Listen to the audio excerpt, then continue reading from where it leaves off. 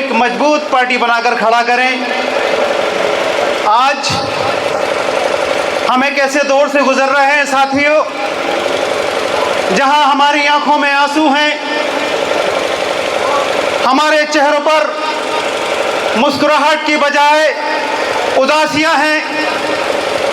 आज हम गमों के शिकार हैं। आज अगर हिंदुस्तान के अंदर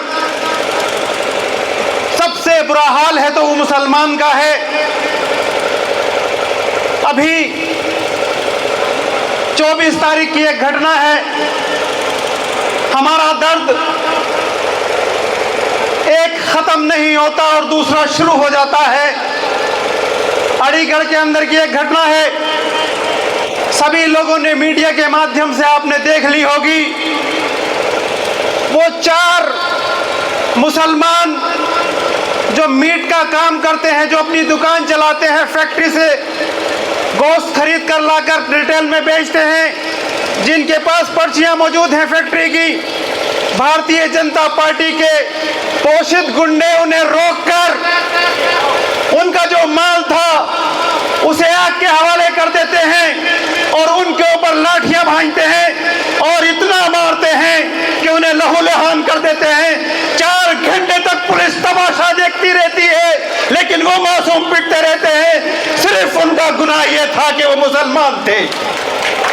वो मुसलमान, उनका गुनाह वो अपना कारोबार भी नहीं कर सकते। हम ऐसे हिंदुस्तान में आज की तारीख में रह रहे हैं। आज की तारीख में इलाहाबाद के अंदर अगर झुग्गी और झोपड़ियां तोड़ी गई तो उसमें हम थे।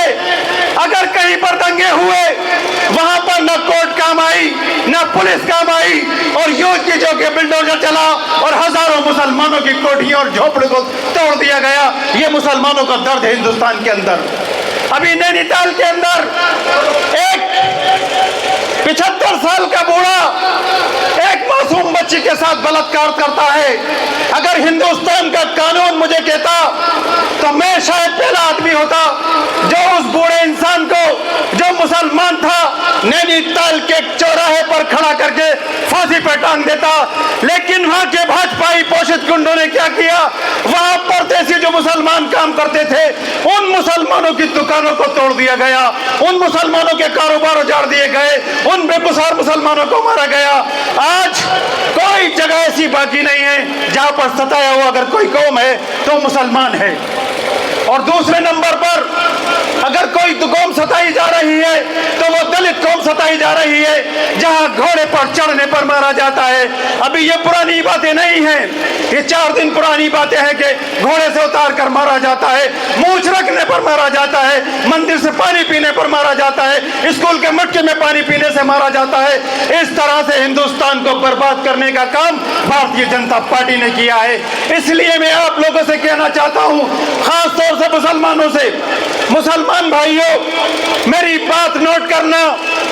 अगर मैं गलत हूं तो यही बता देना, लेकिन मैं जो तस्दीक देना चाह रहा हूं, जो आपको बताने जा रहा हूं, वो 100% सही है। हमने हमेशा वोट दिया, कांग्रेस को वोट दिया, बहुजन समाज को वोट दिया। जब हम वोट देते थे तो हम वोट जाया करते थे, लेकिन जब हमने समाजवादी पार्टी को वोट दिया तो 2022 के अंदर 100% समाजवादी पार्टी को वोट दिया, 2024 के अंदर 100% समाजवादी पार्टी को वोट दिया। लेकिन अलीगढ़ के अंदर जब इन कारोबारियों पर लाठियां बरसाई गई तो कोई लाल टोपी वाला खुलकर सामने नहीं आया जो माइकल लाल ये कह सकता था कि इन मजलूम मुसलमानों के साथ में तुमने अत्याचार क्यों किया गया है। कोई दलित समाज का अगर कहीं कोई अगर अटैक होता है तो ये नहीं बोलते, और यादव समाज का अगर कोई बोलता है तो ये लोग खड़े हो जाते हैं। अगर ये दूसरे समाज के लोग बोलते हैं तो ये लोग खड़े हो जाते हैं। मैं आपको बताना चाहता हूं साथियों, हमने वोट दिए, 100% मुसलमानों ने वोट दिए, लेकिन Bharatiya Janata party, Samajwadi party Bharatiya Janata party को हराने में नाकामयाब रही। उसकी वजह यह थी जहां जहां मुसलमान थे वहां की सारी सीटें समाजवादी पार्टी जीत गई, और जहां पर यादव बहुल था वो सारी सीटें समाजवादी पार्टी हार गई। और इसके साथ हमारे पास एक से आंकड़े मौजूद हैं कि अब मुसलमान उत्तर प्रदेश के अंदर 22% है, जैसे कि अभी हमारे दूसरे साथी बता रहे थे। 22% मुसलमान, 15% दलित, सब वोट ना हमारे साथ आ सकते हैं, सब वोट ना इनके साथ जा सकते हैं। अगर 15% मुसलमान आजाद समाज पार्टी के साथ खड़े हो जाएं और 7% मुसलमान, 60% दलित अगर आजाद समाज पार्टी के साथ खड़े हो जाएं तो हम 22% हो जाते हैं। और जहां 22% से शुरुआत होगी, भारतीय जनता पार्टी को जमानतें जब्त कराने के अलावा कोई दूसरा काम नहीं मिलेगा। लेकिन इसके लिए हमें भूलना होगा हमें कांग्रेस को, भूलना होगा हमें समाजवादी पार्टी को, भूलना होगा हमें बहुजन समाज पार्टी को, और याद रखना होगा हमें भाई चंद्रशेखर को। क्योंकि जब सीएए का आंदोलन चल रहा था, पूरे हिंदुस्तान का मुसलमान एक डर में जी रहा था, एक खौफ में जी रहा था कि भारतीय जनता पार्टी ने सीएए का कानून बना दिया, मुसलमान के साथ क्या होने वाला है। और अभी गलतफहमी बना रहना साथियों, सीएए तो बना दिया, एनआरसी लागू होने वाली है। और जिस दिन एनआरसी लागू हुई, मुसलमानों तुम्हारा ठिकाना तुम्हारे घरों के अंदर नहीं होगा, तुम्हारे ठिकाने चैम्बर्स बना लिए गए इन लोगों ने। और एक इसका जीता जागता सबूत असम के अंदर मौजूद है। आपने वीडियो देखी होंगी, कैसी मासूम बच्चियां चीख चीख कर रोती हैं कि इन बूढ़ी माँ को हमारे पास से ना लेकर जाओ, लेकिन कहते हैं इनके पास नागरिकता नहीं है, इन्हें वहाँ चैम्बर्स में बंद कर दिया जाता है। आज की तारीख असम इसका सबूत है। तो मैं मुसलमानों से कहना चाहता हूँ, इस गलतफहमी में ना रहे कि सीएए का कानून बन गया तो एनआरसी लागू नहीं होगी। जब एनएसएस का कानून बना तो हिंदुस्तान की सारी पार्टियां सर पे तकिया रखकर सो रही थी, कानों में तेल डालकर किसी की फरियाद नहीं सुन रही थी। उस वक्त अगर कोई खड़ा हुआ तो उसका नाम चंद्रशेखर आजाद था, जो तुम्हारे सीएए के विरोध के अंदर खुद जेल चला गया और जिसने चीख चीख कर कहा कि मुसलमानों मैं आ गया हूं, जब तक मेरा सीना है तुम्हारी तरफ कोई उंगली नहीं उठा सकता। जिस दिन मेरा सीना खत्म हो जाएगा, उस दिन तुम्हारे ऊपर कोई उंगली उठाएगा। इस खौफ की वजह से भारतीय जनता पार्टी ने उन्हें जेल के अंदर डाल दिया। एक ऐसा सिपाही तुम्हें मिला है, एक ऐसा इनकलाब तुम्हें मिला है जिसकी आज तुम्हें शुरुआत करनी है। एक ऐसी क्रांति की अलग जलानी है जो हिंदुस्तान के अंदर और खास तौर से उत्तर प्रदेश के अंदर मुसलमान और दलित को एक जमा करके भाई चंद्रशेखर को उत्तर प्रदेश का मुख्यमंत्री बनाना है। जानते हो क्यों? इस वक्त मुसलमान को और दलित को इस बात की चिंता नहीं है कि वो रात को खाना कहां से खाएगा। इस वक्त दलित और मुसलमान को इस बात की चिंता नहीं है कि उसके पास नए कपड़े हैं या नहीं है। इस वक्त दलित और मुसलमान को इस वक्त की परवाह नहीं है कि उसके पास उसका घर है या नहीं है, बल्कि हर वो इंसान गम में है, हर वो इंसान उदास बैठा है, हर वो इंसान सोच रहा है जिसका भाई, जिसका बेटा परदेश में काम कर रहा है, कहीं चूड़ी बेचने वाला इन भारतीय जनता पार्टी के गुंडों के हत्या न चढ़ जाए, कोई दुकान चलाने वाला इन भारतीय जनता पार्टी के गुंडों के हत्या न चढ़ जाए।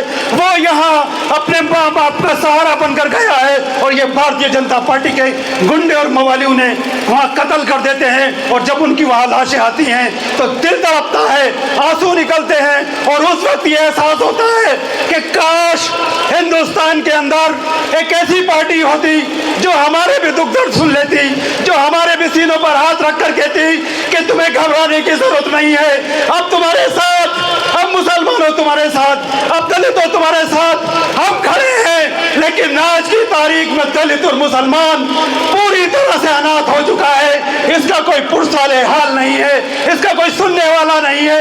आज इनके सताए हुए कोर्ट और कचहरी तो बहुत बाद में जाते हैं, भारतीय जनता पार्टी के बिल्डोजर उनके घरों पर जाकर तोड़ देते हैं। एक घर बनाने में सदियां गुजर जाती है और इन्हें रहम नहीं आता उस घर को तोड़ देने में। इसलिए मेरे दर्द को समझो साथियों, ये मेरा दर्द नहीं है, हिंदुस्तान के करोड़ों अरबों दलित और मुसलमानों का दर्द है। हमें एक ऐसी जमात की जरूरत है जो जमात हमारे लिए इंसाफ कायम कर सके, हमें इंसाफ दे सके। हम भी जब घरों से निकले तो हमारी बूढ़ी माँ और हमारे वालिद, हमारे पिताजी और हमारे भाई ये एहसास करें कि मेरा बेटा, मेरा भाई हिंदुस्तान में जहां भी है पुरसकून है। लेकिन आज की तारीख में जब वो घर से निकलता है तो उसका चीख चीख कर बूढ़ा बाप कहता है, बेटे तेरी बेटी बीमार है, बेटे तेरी बूढ़ी माँ बीमार है, तेरी बेटी जवान है, उसकी शादी का इंतजाम करना है, उसकी दवाई का इंतजाम करना है, वरना हिंदुस्तान के हालात ये है कि मैं तुझे परदेश कभी ना भेजता। आज हिंदुस्तान को उस हाल पर खड़ा कर दिया है और उसकी अगर कोई सबसे बड़ी शिकार कोई कौम है तो उस कौम का नाम मुसलमान है। इसलिए मैं आपसे एक बार हाथ जोड़कर गुजारिश करता हूं कि ये मेरे लिए ना सही, चंद्रशेखर जी के लिए ना सही, आप अपने लिए सोचें, आप अपने लिए करें, ताकि हम और आप सुकून से जिंदगी जी सकें, आराम से जिंदगी जी सकें। और अब ये वोटों की राजनीति शुरू होने वाली है साथियों। लोग आएंगे, बरगलाएंगे, भड़काएंगे, आपके वोट को बांटने की कोशिश करेंगे। लेकिन मैं खास तौर से मुसलमानों से बात कहना चाहता हूँ। वार्ड मेंबरी के चुनाव होने वाले हैं, हमारे प्रत्याशी चुनाव लड़ेंगे। आप सिर्फ एक तरफा होकर हमारे वार्ड के प्रत्याशियों को जिता देना। मैं आपसे वादा करता हूं, जो प्रत्याशी हमारी पार्टी से जीत कर जाएगा उसे जिला पंचायत के अंदर बिकने का मौका हम नहीं देंगे। हम उससे सिर्फ एक ही बात करेंगे, तुझे दलित और मुसलमानों ने वोट दिए हैं, तुझे अपने क्षेत्र का विकास करना है, तुझे इस भारतीय जनता पार्टी के खिलाफ खड़े होकर, मुखर होकर आवाज बुलंद करनी है। इसलिए मैं आप सबसे एक बार कहने आया हूं, आने वाला वक्त आजाद समाज पार्टी का है, क्योंकि बहुत तेजी के साथ हिंदुस्तान का मुसलमान और दलित इस तरह से पार्टी के साथ जुड़ रहा है जैसे पतझड़ के जमाने में पेड़ से पत्ते गिरते हैं तो पेड़ से पत्ते गिरते हैं। आज इसी तरह से कांग्रेस, समाजवादी और बहुजन समाज पार्टी से टूटकर आजाद समाज पार्टी के साथ मुसलमान जुड़ रहा है। और एक बात और कहना कि अपनी बात खत्म करता हूं, ये मेरा दावा है, पूरे रामपुर जिले की भीम आर्मी हो या आजाद समाज पार्टी हो, मुसलमानों, रामपुर के अंदर तुम्हारे ऊपर अगर जुल्म हुआ, रामपुर के अंदर तुम्हारे अंदर किसी ने मेली आंख से देखने की कोशिश की, रामपुर के अंदर तुम्हारे अगर ऊपर किसी ने उंगली की उठाने की कोशिश की, तो याद रखना तुम्हारे खून की घंटी बाद में खड़ेगी, पहले भीम आर्मी के लोग तुम्हारे दरवाजे पर पहुंच जाएंगे तुम्हें इंसाफ दिलाने के लिए। और हमारे साथ आज महफूज भाई आए हैं, उनके साथ में जब्बार भाई आए हैं, गफ्फार भाई आए, बहुत सारे प्रधान आए हैं। उन प्रधानों का, उन साथियों का जिन्होंने पार्टी ज्वाइन की है, बहुत बहुत तहे दिल से शुक्रिया उनका कि आने वाले वक्त में अगर हमारे भाई महफूज भाई चुनाव लड़े तो आप इन्हें जिताइए, हमारे कोई दूसरे साथी चुनाव लड़े तो आप उन्हें जिताइए। और मैं एक बार चमरोगा विधानसभा से 2022 में एक प्रयास कर चुका हूं, और अगर आपका आशीर्वाद रहा तो इंशाअल्लाह ताला फिर कोशिश करूंगा। बहुत बहुत शुक्रिया साथी।